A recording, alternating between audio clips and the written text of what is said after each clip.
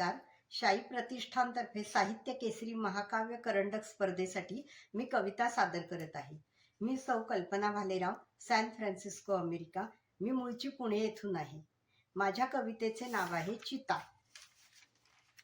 माझ्याच सरणावरती मी फुले वाहतो आहे, डंख मारले ज्यांनी अश्रू ढाळताना पाहतो आहे. अहंकार माझा सरसर जळतो आहे, व्यथा वेदनांची माझीच मी पाहतो आहे. कुणी न कुणाचे जगती, जनसुखाचे सोबती, निश्चेतन देहाला कवटाळीती सुन्न होऊन पाहतो आहे.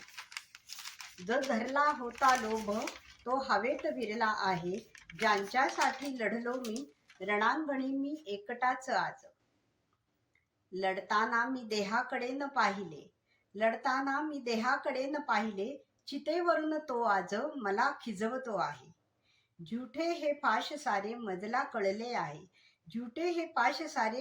कळले आहे, आयुष्य खर्ची घातले मज उशिरा उमगले आज. फुलांनी सजविले मजला आरशाची गरज नाही, माझ्याच सरणावरती मी निवांत पोहडलो आज. सारे बंध तोडून पाश निरोप देती मजला, एकांत प्रिय मी गर्दीचा होऊन उरलो आज.